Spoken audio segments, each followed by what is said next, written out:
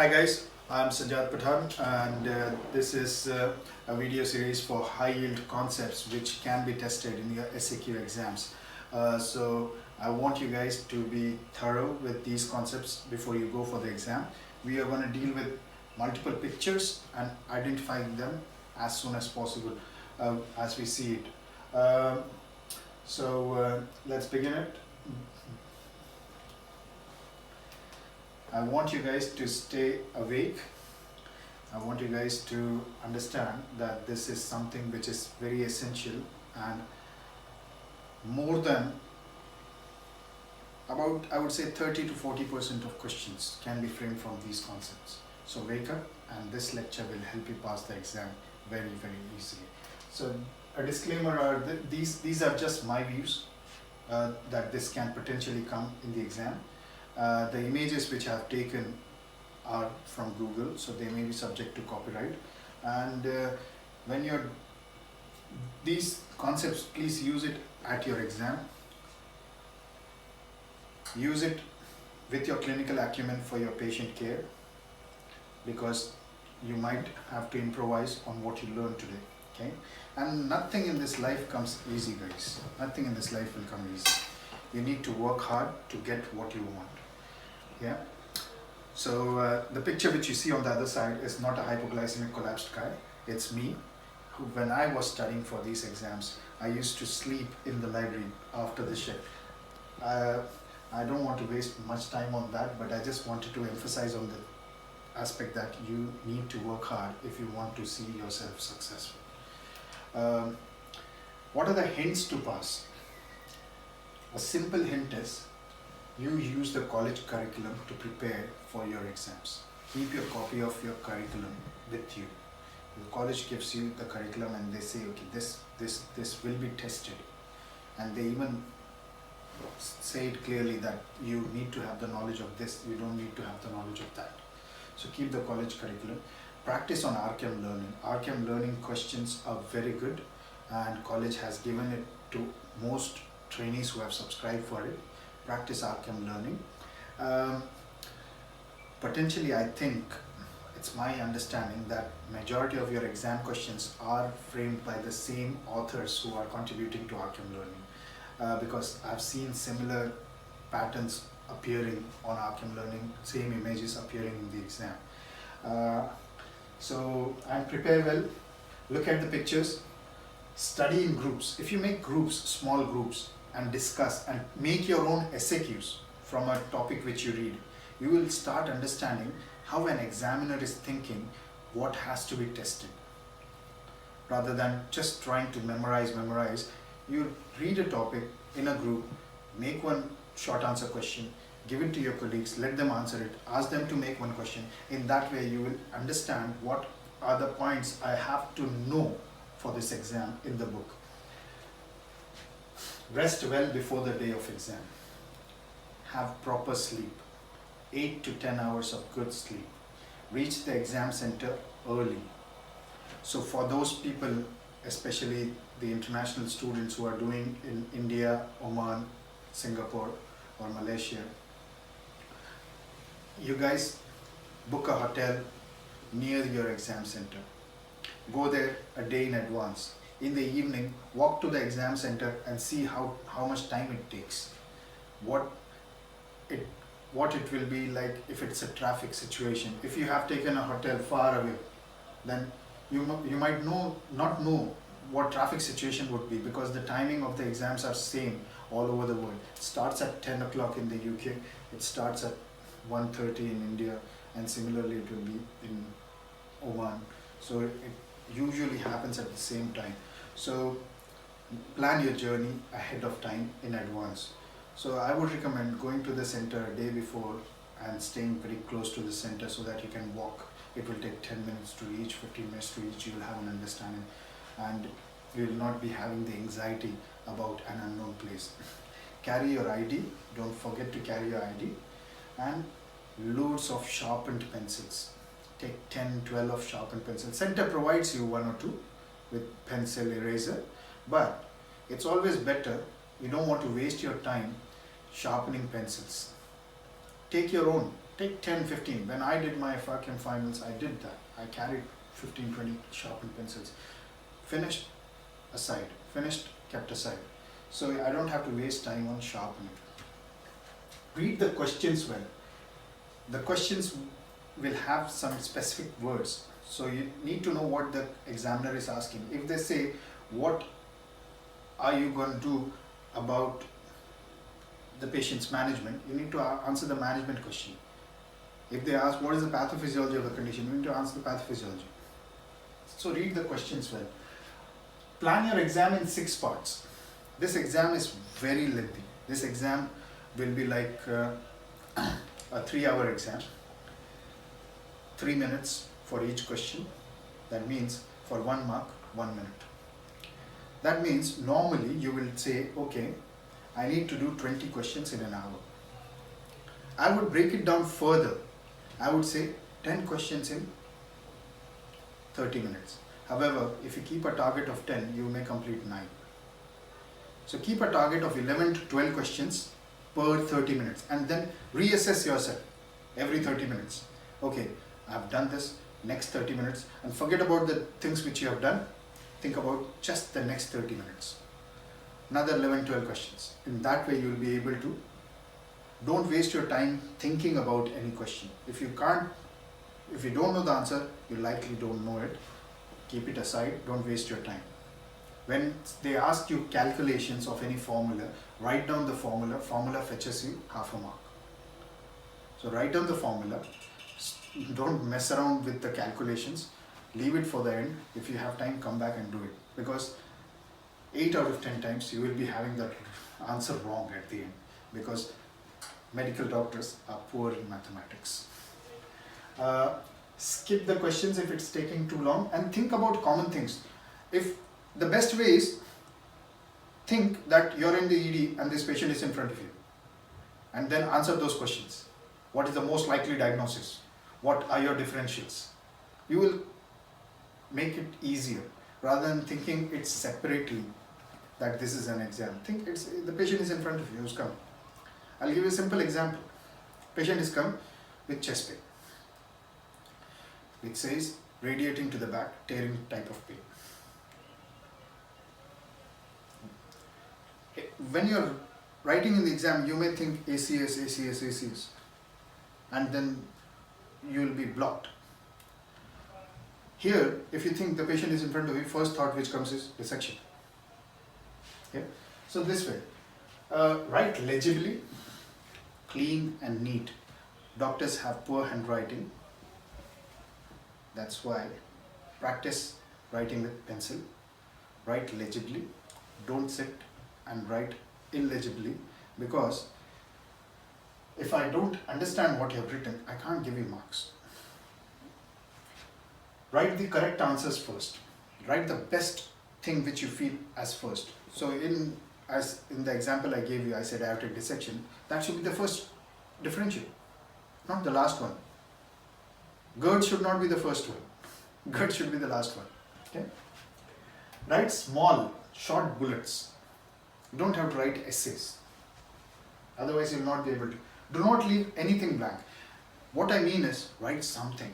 And I told you in the previous thing, we know our common friends. Lymphoma, leukemia, magnesium, cocaine, ACE inhibitor. Write something. Don't leave anything blank. Don't look at your neighbors. Concentrate on your work. Your work is important if you do well. Don't think about you have to remember the questions so that you can help somebody else. No. First of all, it's illegal to share the questions. So you don't have to think about, okay, and attempt all the questions, as I said. If you plan well, 11 to 12 questions in 30 minutes and reassess, you will be able to attempt. First concept we are going to learn here is waveform capnography. You need to know that this is a square box. This upstroke is expiration and this downstroke is inspiration, and this is the letter. Okay? expiration, inspiration. What is the normal EtCO2? 4.5 to 6. So normal EtCO2 is just similar to your PaCO2, 4.5 to 6. So anything above 4 is good. It measures the end tidal CO2. It is used for confirming and continuously monitoring ET placement. What are the common causes of desaturation in an intubated patient? Dope. Dope. We all know dope. Displacement, obstruction, pneumothorax or equipment failure. Good. Yeah. It is being measured to monitor the quality of chest compressions in CPR. And it is also useful for early identification of ROSC. Yeah. Use it in every procedural sedation to monitor patient's respiratory effort. So there is a topic in practical procedure called as monitoring respiration. How do you monitor respiration? Saturation, EtCO2, respiratory. Inspection, percussion, palpation, auscultation, then your saturation, respiratory rate, EtCO2. Yeah. So these are the things you need to monitor. Waveform capnography changes when the patient's situation changes. Now this was a nice square, and suddenly I see a straight line. What has happened? One of the dope, displacement, obstruction, pneumothorax, equipment failure, disconnection of the tube. Patient is not breathing. This is usually seen when you are given some sedation and then suddenly patient doesn't breathe. The second one is the CPR assessment. If you see, it gradually increases when the quality of compression increases and you want to keep it about 20 or 2. CPR was going on and suddenly you get a ROSC. This is something which can come up in the exam. It looks like a shark fin. So when I said the expiratory phase was kind of slow and gradual, looks like a shark fin. Whenever you see a shark fin, it is bronchospasm. By convention, either it's asthma or COPD. This is a guy who is breathing slowly, gradually. There is a long plateau. That's hypoventilation. The guy who is breathing fast is hyperventilation. And I think that is it. Resuscitation. Whenever you're doing your resuscitation, you should remember your 4 H's and 4 T's. Okay. After you get a ROSC, we used to call it hypothermia. Now we call it as targeted temperature management to 36 degrees. Yeah. Fine VF. Whenever VF is fine, treat it as asystole with good quality chest compressions. If the VF is fine, what you can do is you can adjust the gain to see actually it's a VF or not. However, when you don't have time to do all that, good quality chest compression is what will the patient benefit from. Yeah. Adrenaline, at or just after the third shock, 1 milligram, 1:10,000 IV. Amiodarone, 300 milligrams after the third shock IV. Okay. Amiodarone also comes after 5th shock, that is 150 milligrams. Okay. Opium toxicity, anybody who's come with pinpoint pupils, suspected drug use, low respiration, you want to give naloxone, 400 micrograms. You can repeat the dose, up to 5 doses. Yes, you can repeat it every 2 minutes. 400, 800 if you're giving IM, 2 milligrams if you're giving intranasal. Okay. So, and then once the patient responds, you need to start an infusion. In TCA, think about sodium bicarbonate. Sodium bicarbonate, 50 mils of 8.4% sodium bicarbonate. It's not soda bicarb. It is sodium bicarbonate. Okay. When do we give it? TC overdose with arrhythmia, hypotension not responding to fluids, QRS which is widened, and resistant acidosis. Cocaine, first line benzos. Yes, first line benzos. If the blood pressure is high, despite giving benzos, you can use nitrates. What drug which you will not use is beta blockers. No beta blockers. You give calcium channel blocker or phentolamine. Okay, cocaine, phentolamine. Hyperkalemia. We are classifying hyperkalemia as mild, moderate, severe. Mild is 5.5 to 6, then 6 to 7, 7 and above. Mild, moderate, severe. First thing we see is a tall T waves. Tall T wave, then gradually it can change to short QT, long PR, wide QRS, and sinusoidal. Tall T waves, short QT, then wide PR, wide QRS. Most common cause of high potassium. Consider you have done a venous blood gas on a patient. You ran the venous blood gas and potassium came 8. Spurious. Tourniquet. So most common cause is hemolysis. Yes. So if they say you saw a potassium of 8 on the blood gas, what would you do next? Repeat. Repeated. Repeat. What people write in their exam is insulin, glucose, ECG. And then they say, I wrote the right answer. Right, wrong. What do you do in your practice? You Repeat. correlate it. Oh, the tourniquet, maybe hemolysis, I'm going to repeat it. And in the meantime, ECG will be done. If still it's high, then I'm going to start the treatment. Yeah, if it is an obvious CKD patient, if the scenario changes, a dialysis patient missed his dialysis, came in, you did a blood gas, potassium is 8. Insulin and Here, you will say correct potassium. ECG and correct the potassium with giving Insulin dextrose. calcium gluconate, insulin dextrose, Nebulization. salbutamol, sodium bicarbonate if it's still raised in. If it's still raised in, Dialysis. dialysis. What are the indications of dialysis is the question. As, non persistent hyperkalemia with acidosis, hemodialysis. There's a mnemonic. He taught me Do mnemonic. you guys know what are the vowels? AEIO. Yeah. Acidosis. A-E-I-O-U. Yeah? Yeah. Resistant acidosis, Yeah.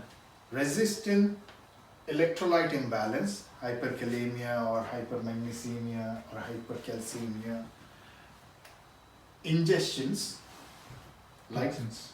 dialysis ingestions, Overload state.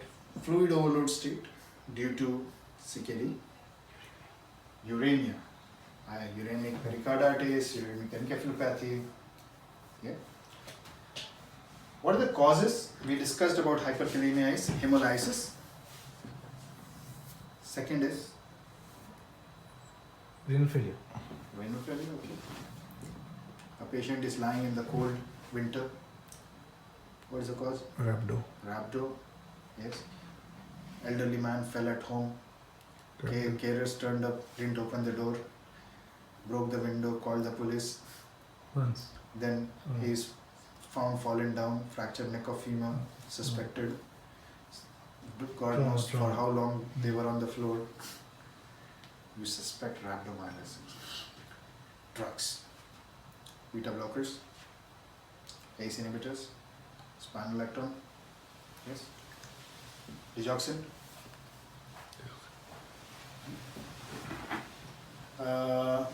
First thing what you'll do is stop offending agent if they are on the drugs.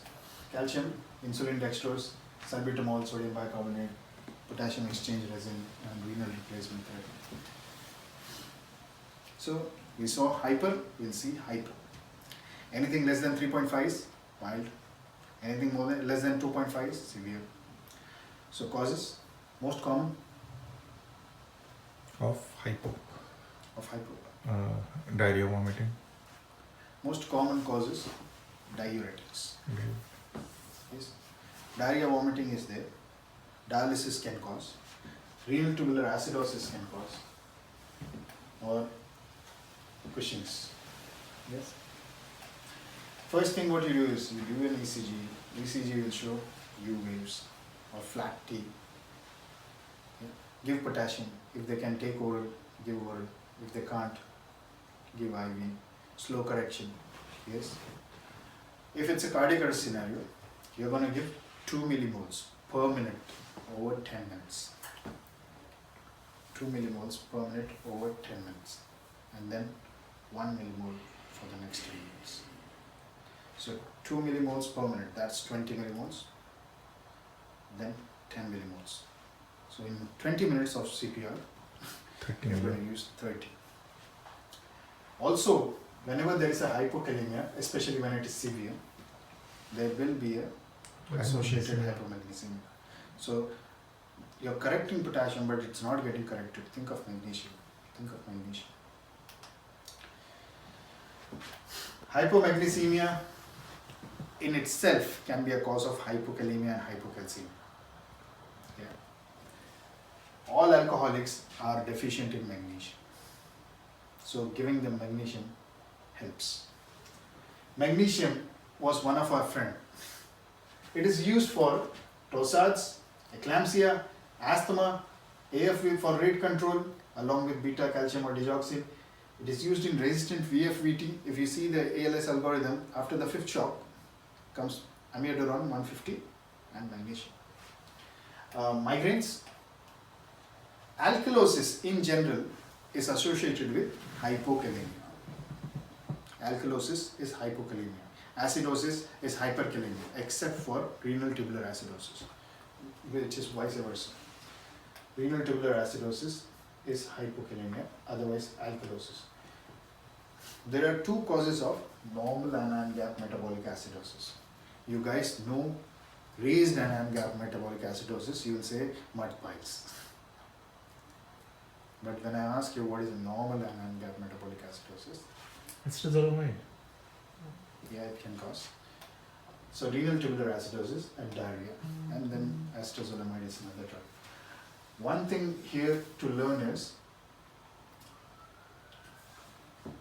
this is very important. Hypothermia. Yesterday we talked about hypothermia a bit. You need to confirm for signs of life in a cardiac arrest situation for 1 minute, especially if it is severe hypothermia. Hypothermia is classified as mild, moderate, severe. Mild is 32 to 35. Moderate is 30 to 32. Severe is less than 30. However, for ALS, 30 to 35 and above 35, you need to think of the different changes or recommendations in CPR. But classification is this: mild 35 to 32, moderate 32 to 30. Some book even says 32 to 28, and severe is less than 30 or less than 28. Okay. Whenever you're feeling cold or whenever you're cold, what happens? You shiver. Shiver. Yeah. Not supposed to. At what temperature shivering stops? Starts or Stops. 32. 32. Shivering stops at 32. Confirm for signs of life for 1 minute. If there is a ventricular tachycardia or ventricular fibrillation without a pulse, 3 stacked shocks, then just chest compressions until the temperature goes above 30. No drugs until temperature is less than 30. Once it is between 30 to 35, you double the duration. So normally we are giving at alternate cycles, 3 to 5 minutes. Here we'll make it 6 to 10 minutes. So every 4th cycle. Active and passive rewarming. This we tend to forget. In real life we do it. In the exam we tend to forget.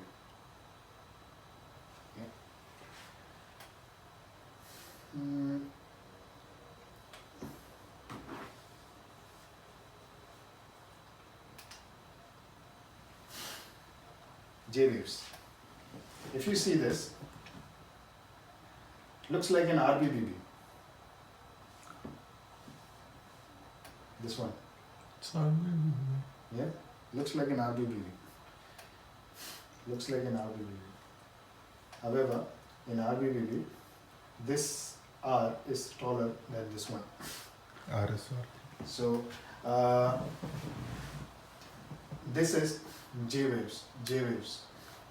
You can see J waves in hypothermic patient, but it's not pathognomonic. It can appear in other conditions as well. Other conditions, it can be a normal variant for a person. Hyperkalemia can give rise to it. In brain injuries and in ventricular fibrillation, you can see it. Hypothermia.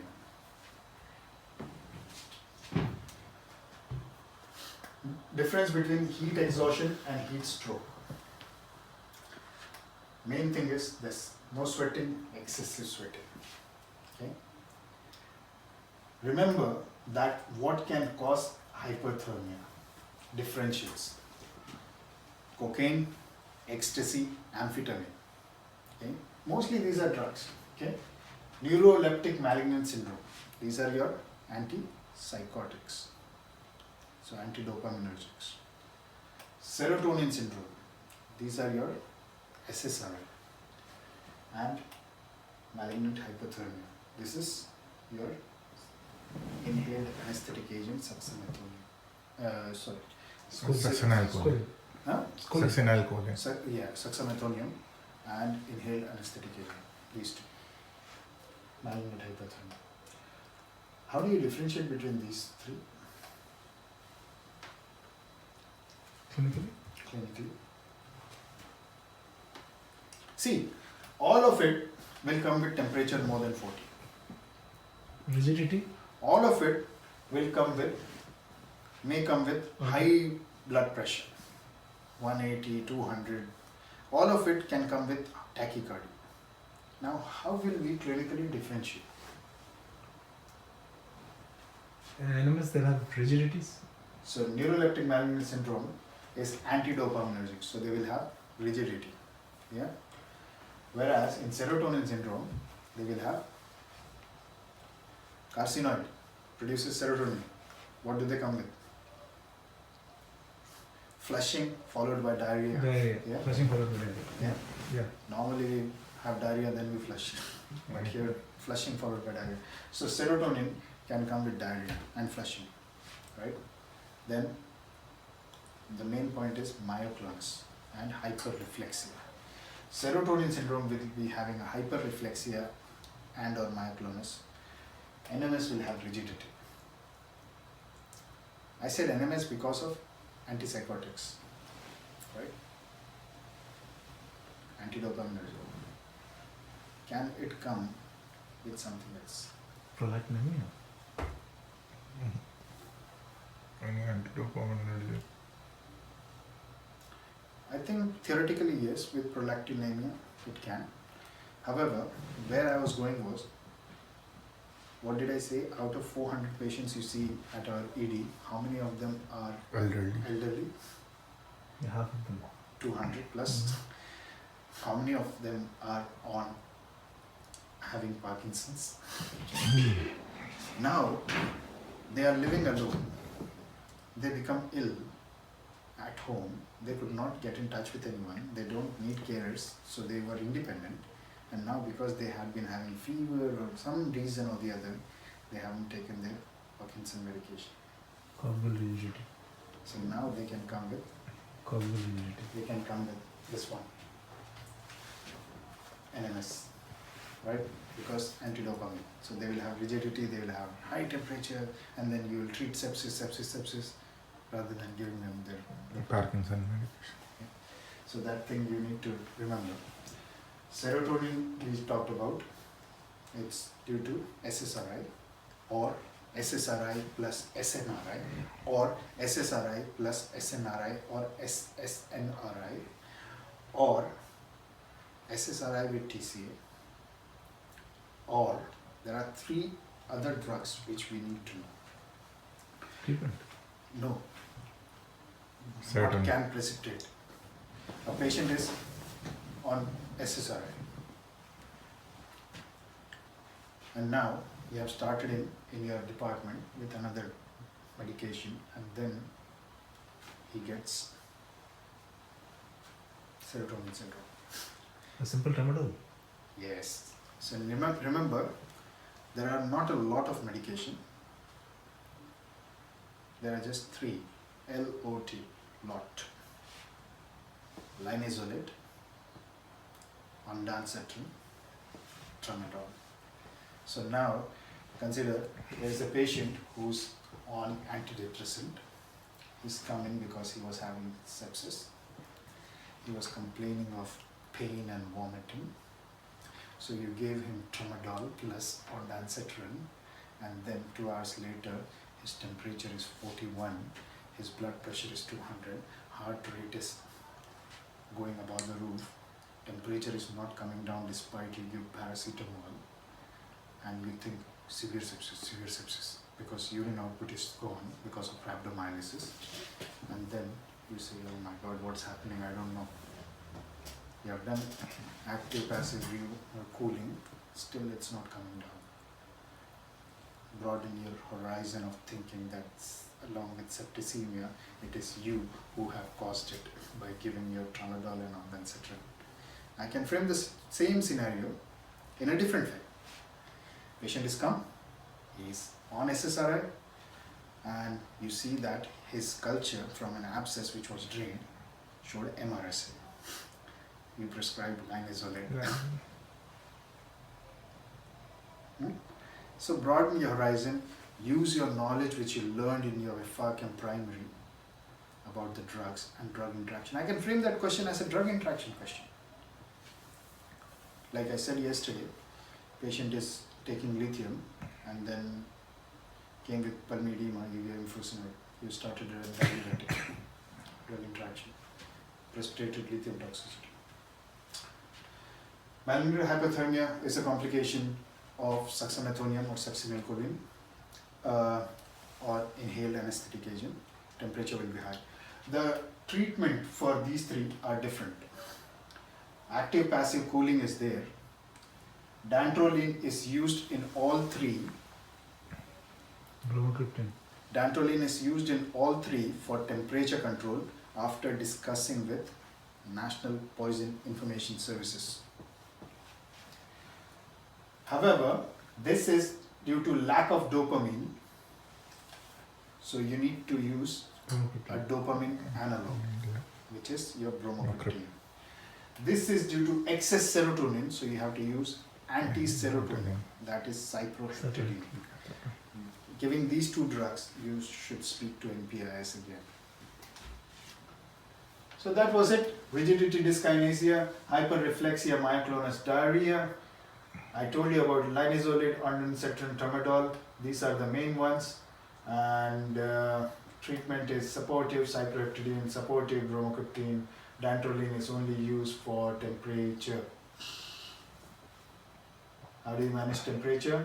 With passive active cooling, benzodiazepine, dantrolene, there is no role of paracetamol. Because this is hypothermia. It is not pyrexia. So we'll go to succinylcholine. Succinylcholine is a depolarizing nerve muscle blocker. Normal dose is 1 to 2.5 milligram per kg when you're doing your RSI.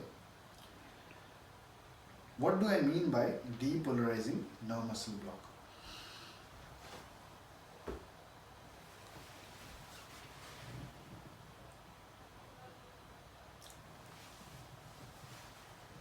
The vesicles which are in the synaptic cleft is So imagine succinylcholine is like your acetylcholine. It is succinylcholine, but it's not. So it's like normally I will come and teach you guys, so you will contract normally. However, instead of me, my clone has come and he's coming and he started teaching you. So you will still contract. And then my job is to make you contract so much that all your area is occupied by me. Now, no more contraction because I'm not allowing anybody else to come and sit over there. So succinylcholine goes and sits on the receptor, starts the contraction, and then all the receptors are blocked. Done. After that, no more contraction, no acetylcholine coming and sitting anywhere. So it's depolarizing first. That's why it causes transient hyperkalemia, because sudden contraction happens. Immediately when you give it, you see fasciculations. That raises your potassium. It can cause bradycardia, it can cause histamine release, and may precipitate anaphylaxis. Then one thing we learned was malignant hyperthermia. It's a very short acting, so the recovery is like within 10 minutes. Succinylcholine goes, sits on the receptor, occupies it, paralyzes, then it is broken down by pseudocholinesterase into sucks separate, choline goes back and forms acetylcholine. So malignant hyperthermia is hypertension, tachycardia, pyrexia, treat with dantrolene, succinylcholine apnea. This is a complication. You've given succinylcholine and you've intubated the patient. 10 minutes have gone. The patient is still paralyzed. You think I'm going to put him on spontaneous breathing, but you can't. Or you're in the theater, you have paralyzed the patient for a surgery. Post surgery, you want the patient to be fine. Despite you given neostigmine and glycopyrrolate, the patient is not waking up. So what happens is, the pseudocholinesterase levels in some people is low. Just like the INH in people who have low acetylcholine or something is there, metabolizer, they may have reactions to it. So pseudocholinesterase level is low, so succinylcholine is not broken down at the rate at which we want to break it down. So they will have prolonged apnea. So what you have to do, or prolonged paralysis, what you have to do is we have to provide them support for breathing until that everything is metabolized. Depolarizing one was this, non-depolarizing commonly used is rocuronium. It is reversed with sugammadex. Okay. Next is alcohol. Almost more than 50% of the, not more than 50%, I would say about 20 to 30% presentation in the emergency department is somewhere related to alcohol. Either they have drunk it or somebody else drunk and they brought that they were the drunk person were the reason for these people to appear in the emergency department. Yeah. Maximum limit in the UK is 14 units per week. Yes, 14 units per week. Whether it is male or female, there is no discrimination. The law is 14 units per week. Previously it was 21 units for males and 14 for females. Then females agitated and said, why this discrimination? Then they said, okay, we can't increase your to 21, so they said, okay, 14 for both. Okay. Driving limit, alcohol legal driving limit is 80 milligrams per 100 mils. Harmful drinking. Definition is asked in the exam sometimes. How would you define harmful drinking? How would you define hazardous drinking? Pattern of drinking that could lead to harm is harmful. What harm? Physical, mental, socio-economical, psychological. Hazardous drinking is pattern of drinking or alcohol consumption that can lead to harm. Isn't it? Hazardous is, it's an hazard. Pattern of alcohol consumption that can potentially lead to harm or place the patient at risk to harm. Problem drinkers. The problem drinkers are males who drink more than 14 units per week, And females, although legally they are allowed 14, but they are called problem drinkers if they drink more than 11 units per week. How do you advise on alcohol? Just telling them that cut down the drinking may not work. You need to do a cognitive behavioral therapy. You can't do it in the emergency department, so you need to refer them to something called as Resolutions or Alcoholic Anonymous. Multidisciplinary approach is taken. You need to tell them, rather than telling them to avoid drinking, find out with whom they drink, how much they drink, what they drink, what time do they drink. If you understand their pattern, tell them to make a drinking diary. Whenever they go, where they go, with whom they go, what they drink, how much. How much will be, they might not even remember later on. Maybe next day when they see the bottle or something, they might say, oh, I drank too much, or they might quantify it. Then once you identify the pattern, those are the triggers. So you have to tell them, avoid going with this friend, avoid going out to this place, avoid doing this. So you identify the trigger and tell them to avoid those triggers. You can involve the family, it's called as family therapy. Drinking diary is something which helps, and resolution referral. The questions could be framed as, apart from telling them to cut down on their drinking, what could you tell them? To maintain a drinking diary, avoid the triggers, family therapy, multidisciplinary cognitive behavioral therapy, which should be continuous, and reference to Alcoholic Anonymous or Resolutions. There is something called as FRCEM technique, in which you give them feedback, you indicate that it's their responsibility, then you give them the specific advice, then they present a menu of options, you encourage self-efficacy and empathy. DKA, hot topic for the college, hot topic for you in the department as well. It can be the first presentation of a diabetic, so especially pediatric patients. Yes. What are the indications for doing a blood gas in a pediatric population? Gait, low GCS, Okay.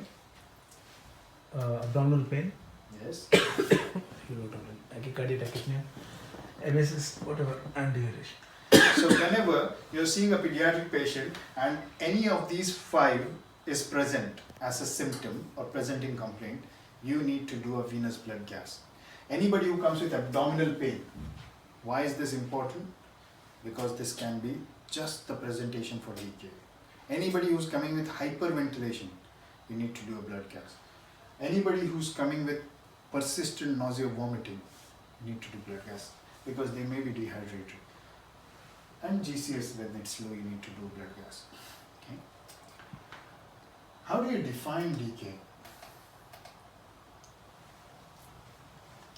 Concentrate on how I define. You don't even have to look at the PowerPoint.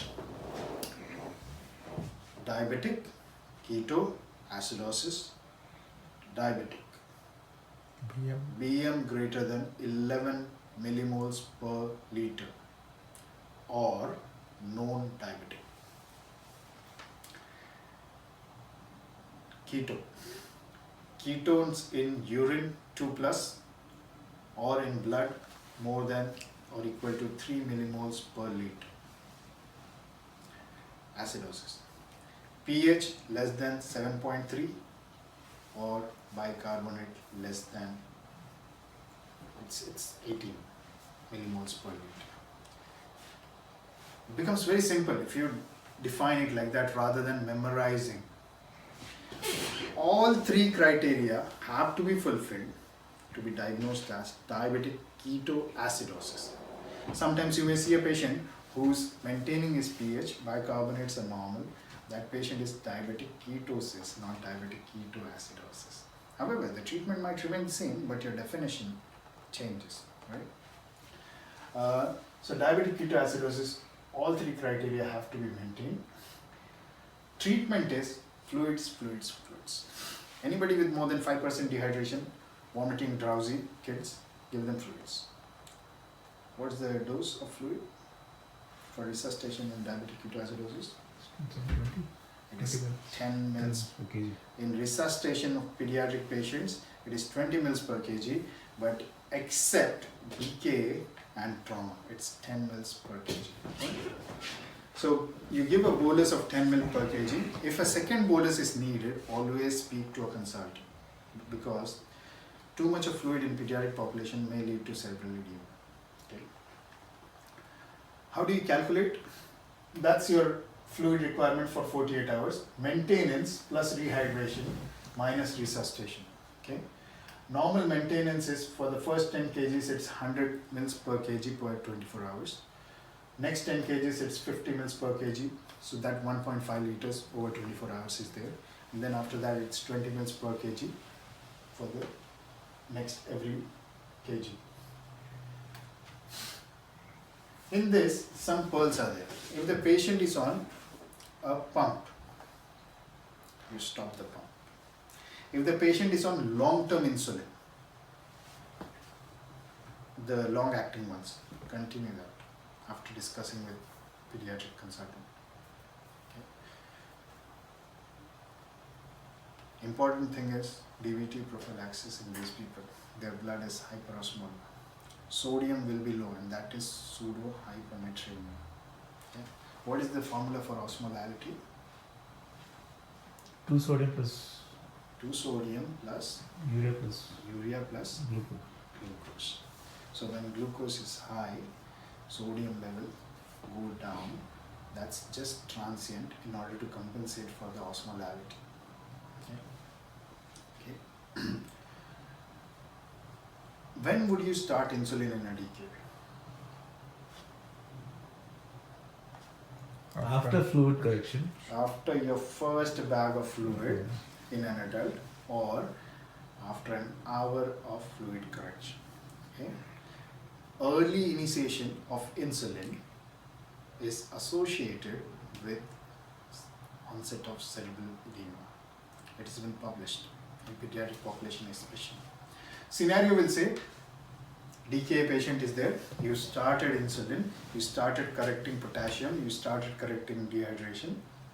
Suddenly the nurse calls you saying that the patient is becoming agitated or has low GCS. What is your one most likely diagnosis? Cerebral edema. Hypoglycemia. He is right, you're wrong. Every time you think cerebral edema, but in the exam, the examiner is looking for hypoglycemia. Anybody whose GCS goes down, first thing you want to check is BM. BM. Finger stick glucose. Anybody who's seizing, ABC, then finger stick glucose, not lorazepam. Yes? So, neurological symptoms, finger stick glucose. As I said, insulin dose is no boluses, 0.1 units per kg per hour. Potassium should be replaced as per serum potassium. Long-acting insulin continued, subcutaneous pump stopped, low molecular weight prophylaxis. All of us should do low molecular weight prophylaxis in the ED. It should start early. How much potassium to be given? Based on potassium. Based on potassium levels. If somebody, normal potassium levels is 3.5 to 5.5. Anybody with more than 5.5, I will check again, not start immediately potassium. Insulin started. Anybody between 3.5 to 5.5, I would start 20 millimoles of potassium from the side. Anybody less than that, first I will start potassium, then I will correct the potassium, bring it to 3.5, then I'll start insulin. Okay.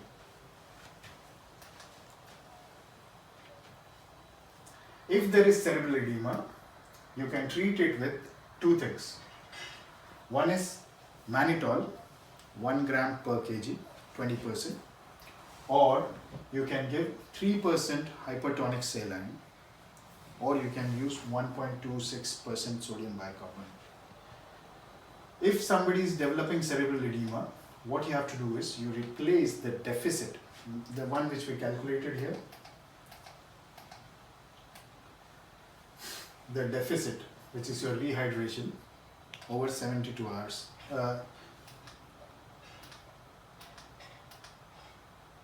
You replace the deficit over 72 hours and reduce the maintenance by half. Formula for fluid is maintenance plus rehydration minus resuscitation. It is calculated over 48 hours and then started. Okay? So if somebody is getting cerebral edema, you will what you calculated over 48 hours, you make it over 72 hours and then recalculate and reduce the maintenance by half. Okay. This slide is red in color. Shaded. And there is a reason behind it. The reason is we are going to talk about carbon monoxide. People in UK, they live in cold weather most of the time. We see sun once or twice a year. Heaters are on, live in closed space, and they can come up with severe headache, vomiting, and when you take out the blood, there is cherry in there. That's your carbon monoxide. Clues are history. Clues are in history. Multiple family members affected. The headaches or symptoms happen only at a particular place. When I am at home, I get headache. When I go to work, I don't have headache. So I do more locums. So it can lead to ischemia and infarct of your heart, of your brain. That's why arrhythmias and seizures are two things which are still for hyperbaric oxygen. But in the UK now, hyperbaric oxygen is questionable. However, in the US curriculum, it's still there. Carbon monoxide is having 240 times affinity than oxygen to combine with hemoglobin. It shifts the curve to the right. The oxygen hemoglobin dissociation curve goes to the right. To the left. To the left. It shifts to the left. So this is the clue, and I think that is it about carbon monoxide. We will stop here and we will continue